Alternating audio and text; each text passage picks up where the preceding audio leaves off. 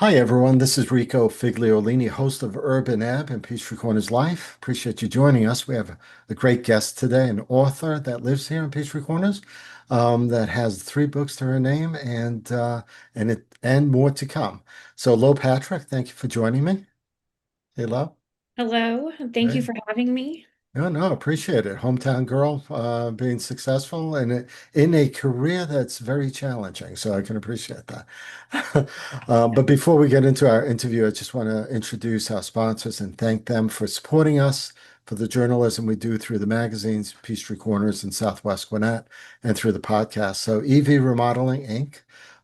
They've done over 260 renovation jobs. They do everything from home remodeling from your whole house to bathroom and kitchen and such. Visit them at evremodelinginc.com. Eli also lives in Peachtree Corners, and they're a great family, so check them out. Our second sponsor, Vox Populi, which means the voice of the people. And why not? They're a branding company.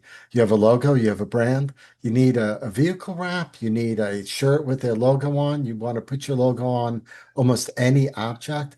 Think about it, they can do it. So check them out. They also are based here in Peachtree Corners as well, and they're voxpopuli.com. So now that we've gotten taken care of these people that support us, Yeah. let's get into a bit of a discussion. You have it's kind of funny, interesting, a path of many different career choices. Yes. And right, you were a lawyer, right? Yes. And so I'm always a little bit, I practiced law very minimally because I decided I wanted to be a writer while in law school. Wow, wow. So yes, so my poor husband, I came home one day from the law library and was like, you know what? Like I promise I'm going to finish and I promise I'll take the bar. But I think I Yes. want to be a writer. We're signing the student loan, agreements and all these things. And he's like, oh my God.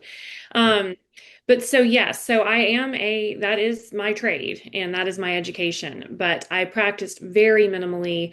It was probably an internship that I did for the Gwinnett County District Attorney's Office Mhm. that got me interested more in the crime angle. And I Really? love to write a mystery, not a typical mystery. They're not thrillers. They're not your typical whodunits, but they're kind of mystery-esque. Um, so Yeah. yes, so the law stuff really helped me, but it was not a huge career for me before I switched over into wanting to be an unemployed writer for 10 years. You're obviously not the first lawyer turned author, right? Yes, John yes. Grissom is a famous one, Yeah, right? yeah. Some people might have heard of him. Yeah. So there's good precedence there. And I can appreciate crime can be more interesting than anything else in the world. I mean, that's what leads on newspapers, that's what leads in TV news and such and documentaries. So but you started out your first book um was the Floating Girl, is The that? Floating Girls, yes. Floating Girls, right? Southern, right? Coming of age. Uh, Yes. Now we know you live in Peachtree Corners. We are in the South. I'm from New York originally, from I Brooklyn, New I can York. hear it. Good job. I can hear. I live in New York too, so I mean, yeah. Okay, I so got a lot of friends who sound like you, so. I'm trying to lose the accent. It's not going to happen. No, no, keep your accent. But you're writing about the South. What? So yes, working for a DA's office would probably do that. Was there a specific event or case or something that got you there? And you're choosing writing, so why Southern writing? Why Georgia? Why? I mean, you set this one in Bledsoe, your first novel, if I'm pronouncing it right, Bledsoe, Georgia. Um, Well, none of the towns in my work are real because I like to be, I'm a little hard on the towns, so oh, okay, I would not want to speak like that about okay, somebody's home. So I always make up the location. But I do model it after just my experiences of living here, and I do tend to focus on a lot of dysfunction, a lot of the impoverished families, yeah, and that is not how I grew up. So it's more observational in that regard. And I was not always writing Southern fiction. I've written a little bit of everything. It took me a long time to get an agent and a long time to get published. And I tried my hand at several. I mean, it was always literary-esque. I really enjoy a mysterious undertone with some sort of crime or um, because I find that for every story, there are another 250 stories that go along with it. And Mm-hmm. any crime, be it petty or something really, terrifying, there's so much more going on than just this event that you hear about. And I love to explore the rest of the stories that are kind of circling around, the main event. Yeah. And as far as Southern, I mean, I grew up here Hmm. and it was easy, once I decided I wanted to write a Southern protagonist, my first one, Kay, in The Floating Girls is a 12-year-old girl, and I just had the easiest time slipping into her and her, she's got a potty mouth and she's got all these things going on with her, and I just found it was like putting on, a really comfortable pair of shoes. Right. And people love Southern fiction. So I got a lot of attention for that manuscript, and it Hmm. kind of set me on my path. It's very popular. People want to read about the South. They love a Southern voice. Hmm. And so we're lucky because there's a Yeah. lot of appeal in our stories down here for whatever reason. I mean, I agree we're the most fascinating group, but it seems that other places in the country translated to Polish and published in Poland. So they too are interested in Southern mysteries, I suppose. Interesting. So you said you tried other books. Did you, how many books did you write before you actually got to this book? How many, well, 13. manuscripts? 13. 13. Yes, I had 13 scrapped. I don't know, a burner book. I'm not there is like an industry term for it. Yeah. I just kept writing and kept submitting. And so my husband and I have talked about this that there was not one book I wanted to write. I Hmm. wanted to be a writer. So I meet a lot of people and they have a very specific story or this book that's like burning a hole in their head. They're dying to write this book. Yeah. I didn't have that. I was dying to write 200 books. Okay. I wanted to Okay. write a bunch of stories. And so I wrote and I would submit and I would get nowhere. And so I'd write another one and I would Thir- submit. Yeah. 13 is a lot. I mean, at Well, some and point, someone might say a 12th novel to say, I think I'm done. yeah. But you weren't. You kept going. No, I mean, I guess I always say it was an exercise in humility Mm. just to continue to get the rejections and the no or the no answers. And the publishing industry they're pretty nice. It's a kind industry. I mean, I say that and no one has corrected me yet. Mm. Um, but everybody was, they're kind to you about it, but there is a lot of rejection. And I guess I just sort of got used to that. I just was like, well, if I keep knocking, eventually somebody's going to let me in. And writing is something that you get better at. Every book I wrote was better than the one before, and then I would be like, well, why did I submit that? That was just a bunch of crap. But it's the process. It's like training for a marathon or something. The more you do it, the better you get. Yeah, I have three kids, and my youngest loves to write, and he needs to write. Is the Yeah. He had gotten his wisdom teeth out, and he was on medication. He couldn't anesthesia and stuff. And he's like, "I got to write tonight." I'm like, he's with me. I'm driving him home. I'm like, "You can't write. You can't even talk." He said, "No, I got to write tonight." So do you feel that, or is that you Yes. need to do it? Yes, absolutely. And so that he will be a writer if he wants to be. It once it started for me, I started writing. So my international criminal law professor at law school hired me to be his research assistant. Hmm. He was presenting a paper at like Oxford University, something very heady, and I was helping him with the research part and kind of, he was dictating to me, and I wasn't doing anything particularly interesting, but I loved the process. And Mm, so in between studying, I have an exam or something for school, I would be like, well, I'm just gonna write some things and see if I can get like a novel going. And it was basically like that was it. right. As soon as I started doing that in the library in between studying, I told my husband, oh no, there's a compulsion to do it, and it's the only job I've ever had that I love. So Did you do you keep a notebook where you're writing stuff in there that you don't want to forget for the next story? Or do you keep a notepad on your phone or something? Anything? I don't do that, but I am a more is more writer. So I write everything that I think and Uh-huh. just either delete it or save it in some extraneous file folder in the computer. I always write, and I can tell some days that what I'm writing is not very good and that Mhm. I will eventually delete it or move it or, whatever. But I just do it anyway. Okay. And so I write every day regardless of how good what I'm getting. It's not always good. I mean, there are definitely days, and I'll go Yeah. back and read it and be like, God, what was, was I Okay. sick or something? But so no, I don't keep a notebook, but I write every day for several hours. Do, do you have Just set times you write? Do you have a word count you want to meet or a time element?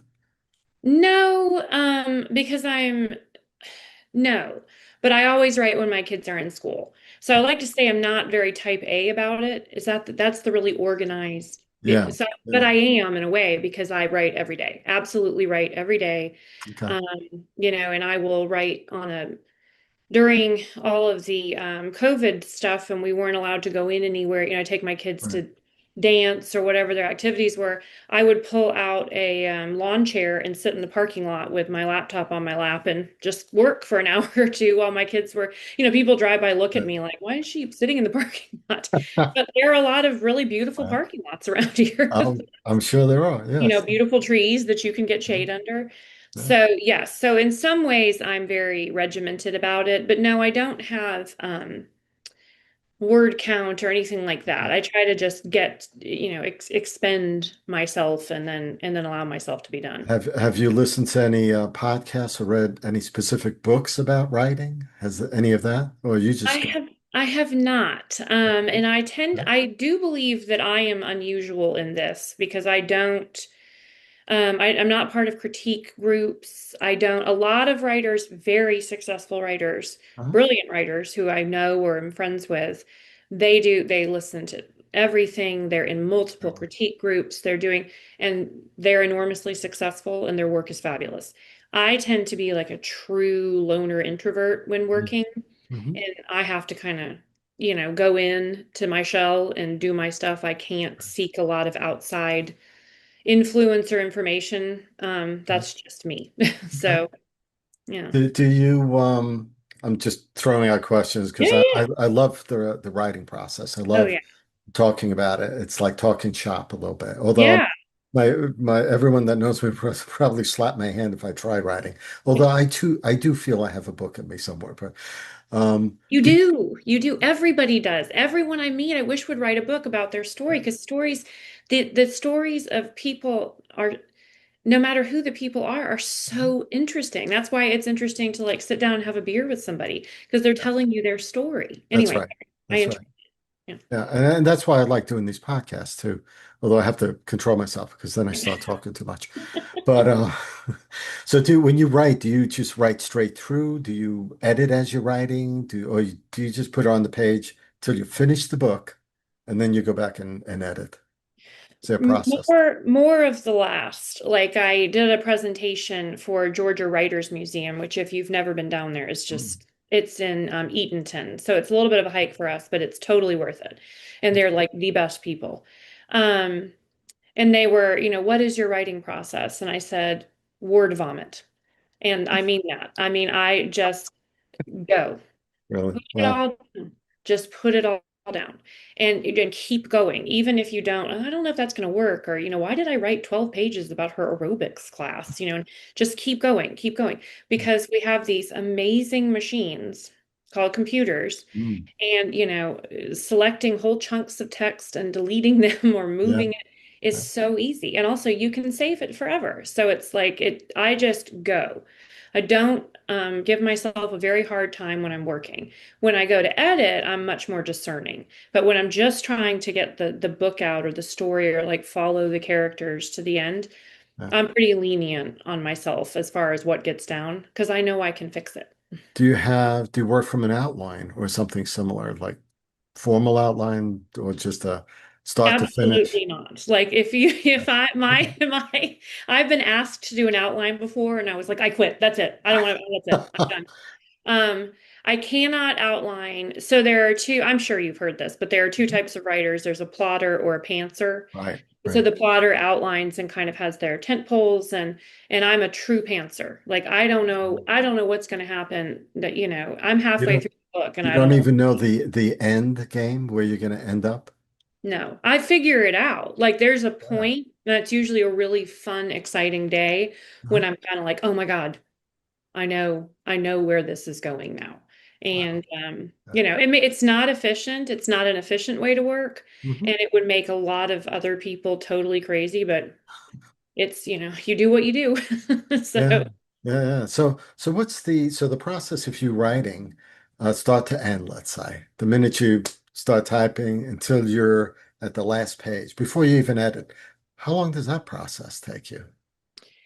it doesn't, I tend to work very quickly Mhm. because I am more kind to myself when working. I allow myself to just keep going. I think Okay.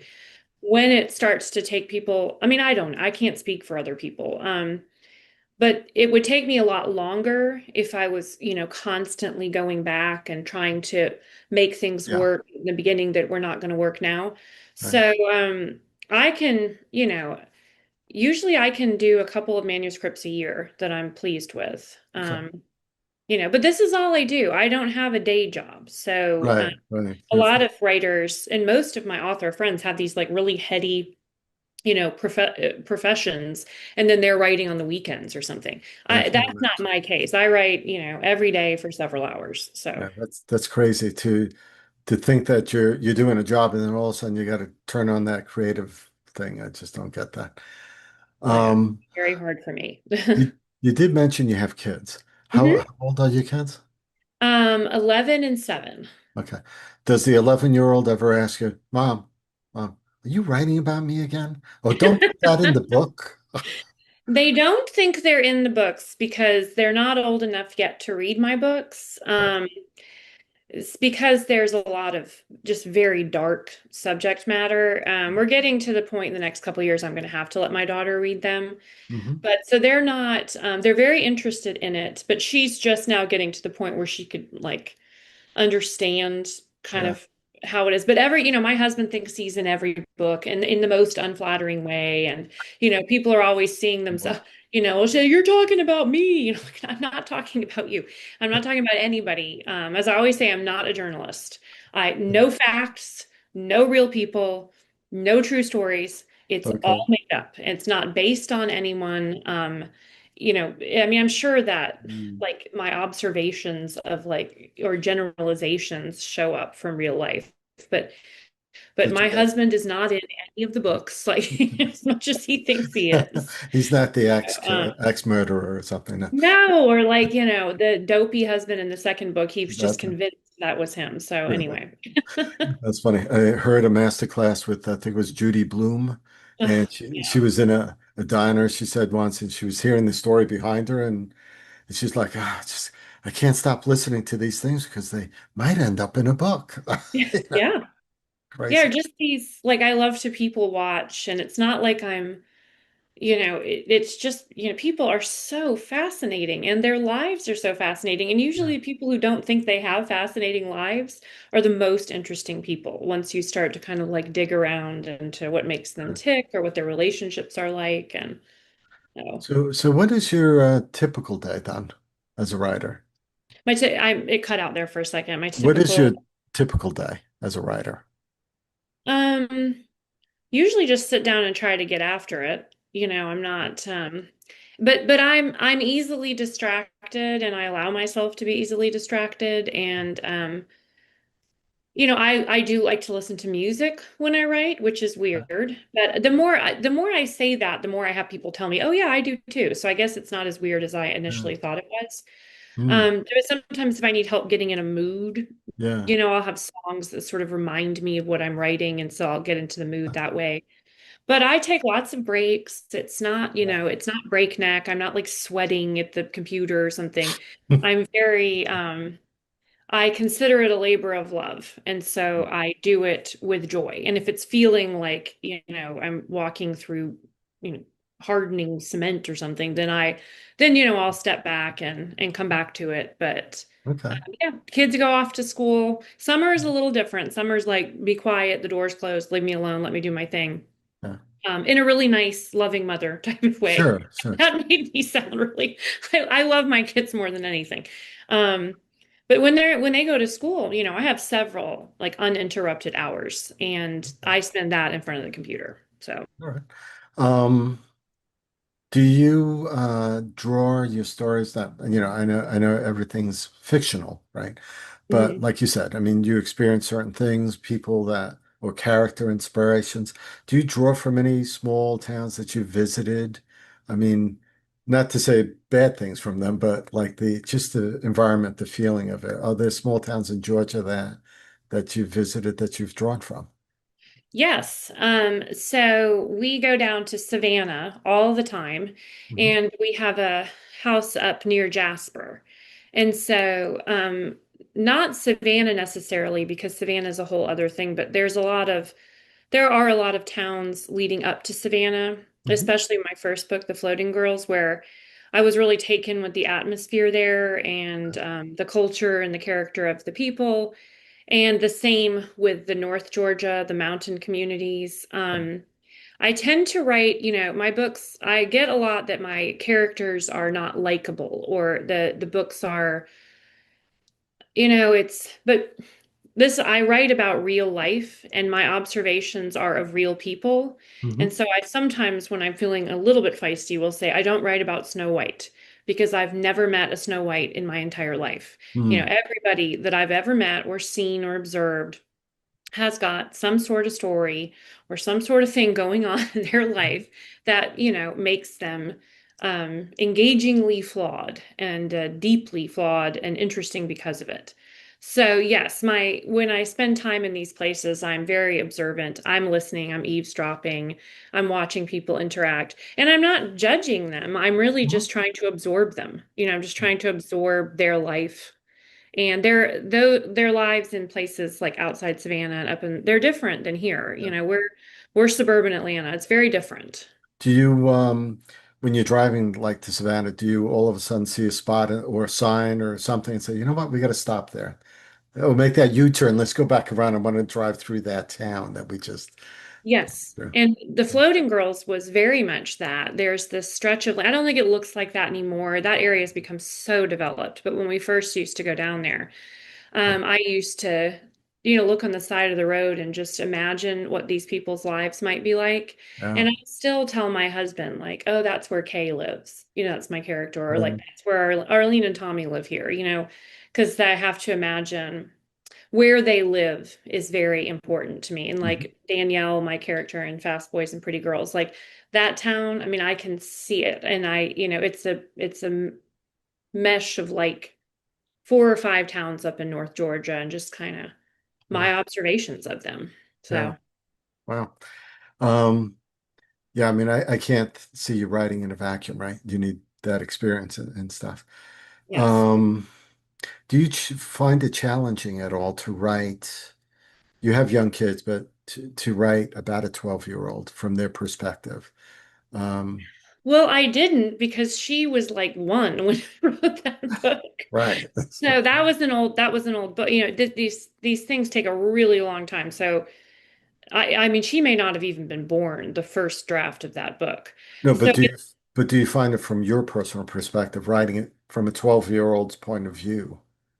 um no, because I think that I must be caught in some sort of Time loop? like kind of coming of age moment, because that does seem to be um Mhm.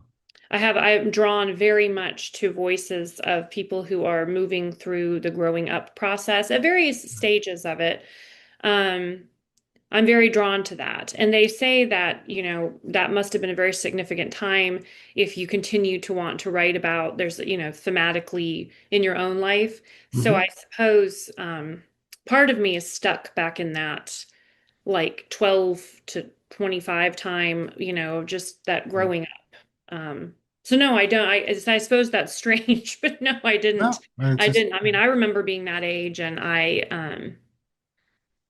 still can connect when I'm around kids. I can still kind of feel the way I used to feel. right. So, Um, the creative process, we've been talking a lot about that, but living in Peachtree Corners, living in Peachtree Corners influenced your work at all?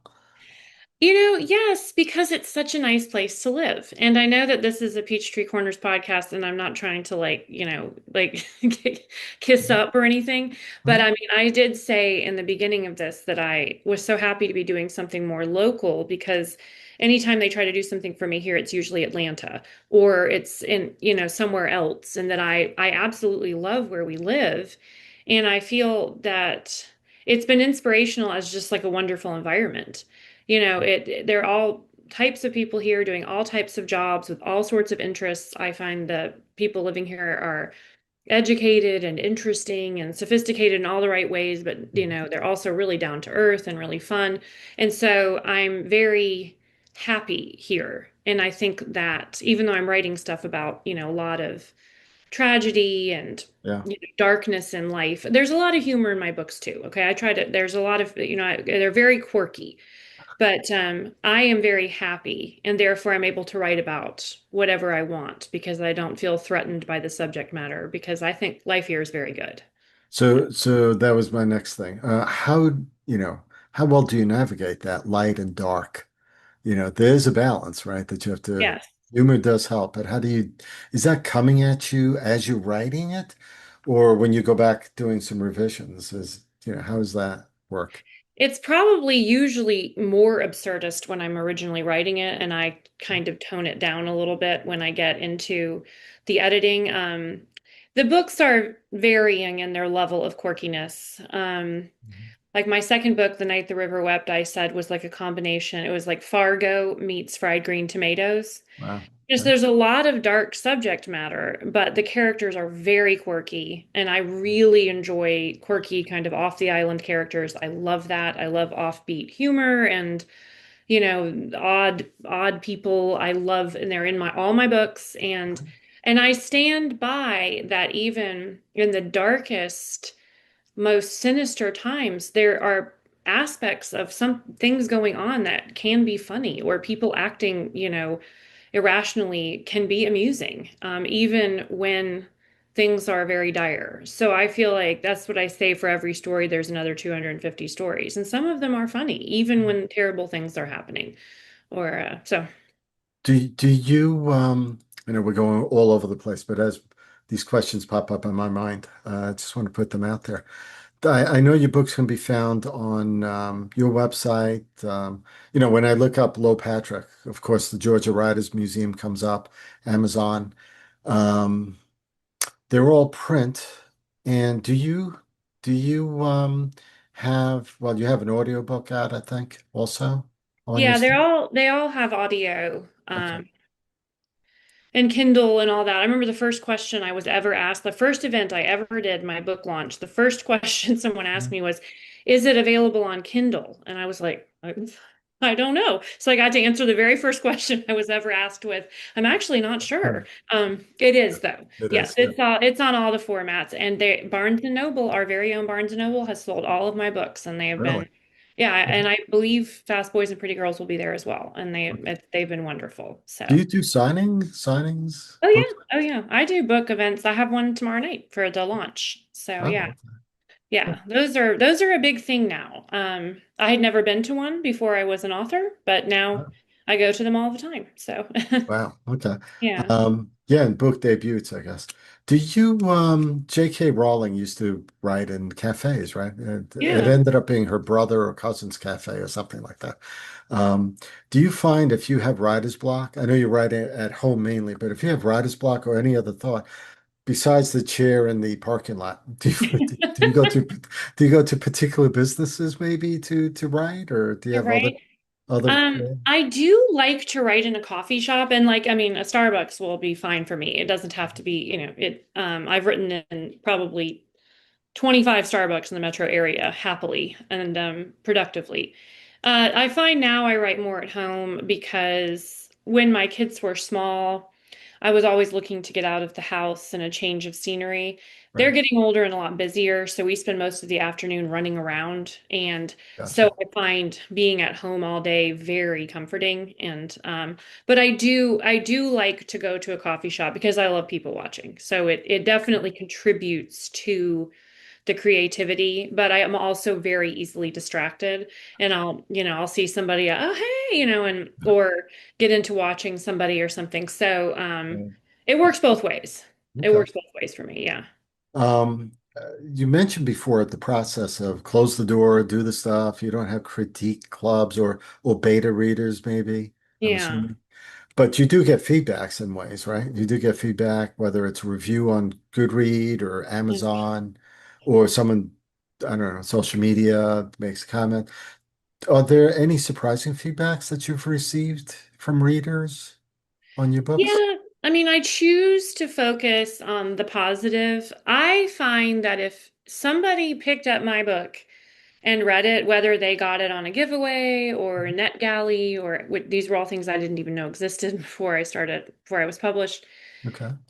Or certainly if they went to a store and bought it Mhm. and read it, that they have already given me the greatest compliment in the entire world. Sure. Whether or not they liked the book, the fact that they took a chance on it and took a chance on me Mhm. and, bought it and read it, because that takes some time. Um, I am forever grateful to them, even if they absolutely hated it and swore, that they would Okay. never read another book that I wrote. Yeah, so the critique, the feedback that I get, I listen to especially from my editor because they're Mm. the ones that are publishing the books. So her feedback, I'm with a different editor now, but the first three books I did with Aaron McClary, who was just amazing, and now I'm working with MJ Johnston, who's also amazing. Um, their feedback counts more to me because they're the ones that are taking the risk with the book and getting it published and championing it and getting it out there. Sure. I have a few people who I let read it. My husband and my mom. Their feedback carries a lot of weight with me, Okay. but they're not book critiquers and they're not writers. They're just giving me like, I picked it up in the store and I read it and this is what I think. Got it. So as far as reviews and online stuff, I try not to pay too close attention to it Mhm. because most of all, even if someone's like, this is the worst book I've ever read, oh my God, I hate her, my response would still be, thank you so much for reading it. Right. You know, Right. so and that's, that sounds like I'm making that up, but I'm really not. Books are expensive. Yeah. Time is money, and if you did those things for me and took that chance on me, then I Yeah. will always be grateful. Do you get the stats a little bit? Do you know whether you're getting a lot of audiobook reads or print reads? Do you Yeah, know? only twice a year. You get your royalties statements just twice a year. So you usually are flying blind as far as how things are going, unless someone at the publisher sends me an update. So I'll see it just twice a year. And Gotcha. I'm not a business person, so I'll usually just be like, oh, okay, great. Yeah, just curious if more, I mean, most of my reading lately has been audiobooks.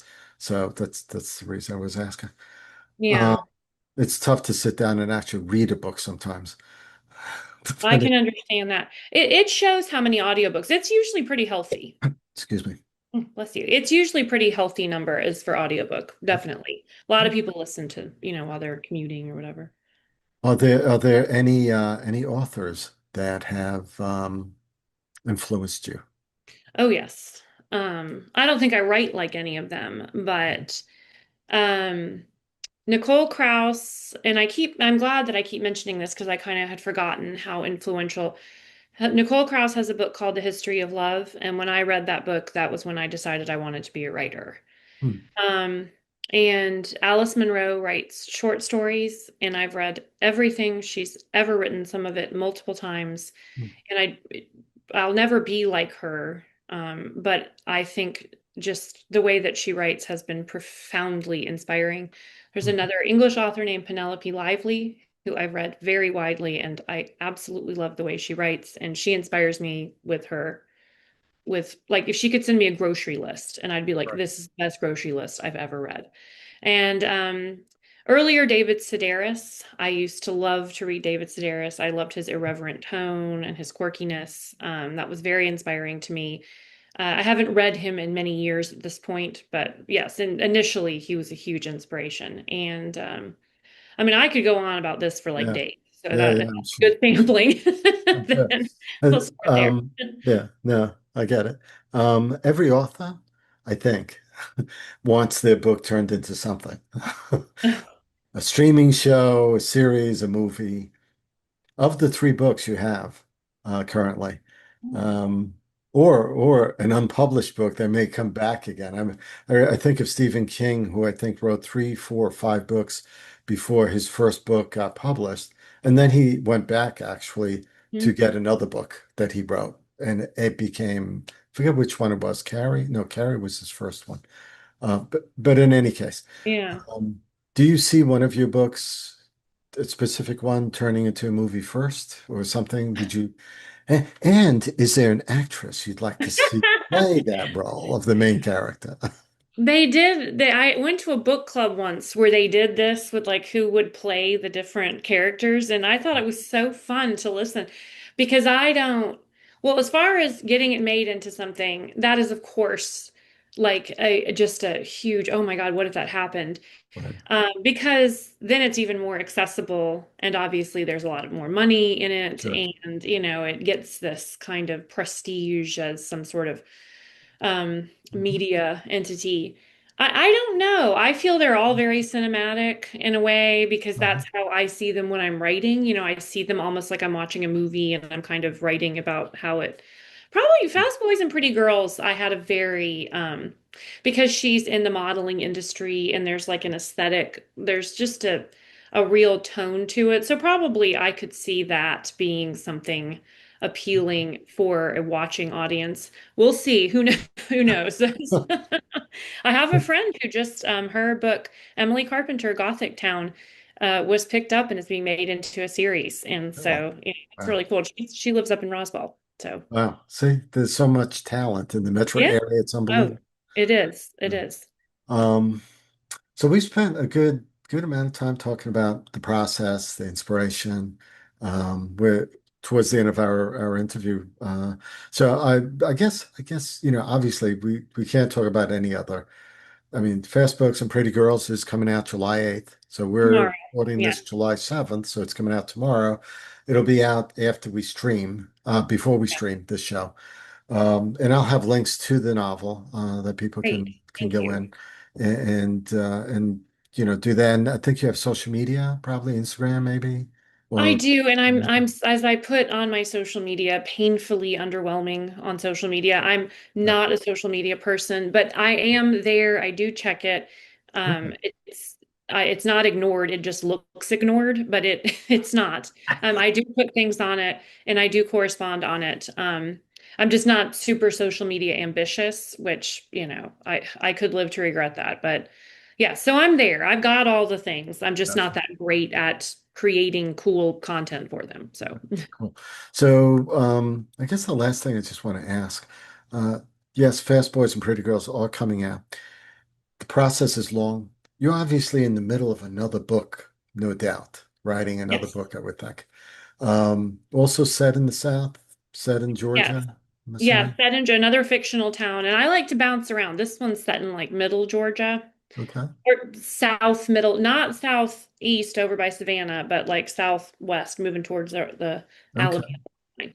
Yeah. And Any it's anything you can tell us that makes it apparently different from the other three books? yes, it's I'm very pleased with it. We're in a very preliminary process of editing it, so it will go through, a lot of changes. Sure. But it's kind of I love multiple timelines. I like seeing characters at different phases in their lives and kind of going Yeah. back and forth. And so this is um a grandmother and her granddaughter, and the grandmother had an experience that the granddaughter is now having a kind of similar experience. And Hmm. so the overlapping confusion, and I don't want to say too much, but so it's Right. different in that way. It's not one character over, it's two characters whose stories are, eerily similar. It's very creepy. Intertwined and such. Yeah, yeah, Okay. and it's kind of trying to figure out why, and um, is that really what's happening, and are these stories really connected, or That sounds fascinating, yeah, actually. yeah. So thank Yeah, you. no, I like It's a that. lot of fun to work on it. Yeah. So Well, I always love talking about the process, about writing with writers. I enjoy this process. Um, it's because it takes a talent. And I know there are plenty of people out there that say they want to write something, but it's the ones that can't go a day without writing, without feeling something's lost. I like think your that son, that's cool. yeah, yeah. He's one day he'll do his thing Yeah. and he also does not like, because I've asked him about writing podcasts and stuff. He says, I don't want my mind polluted by other people's ways of doing things. I'll just do it Yeah. my way. And Kind he's of amen. I mean, not, I wouldn't say polluted, but I wouldn't want it cluttered.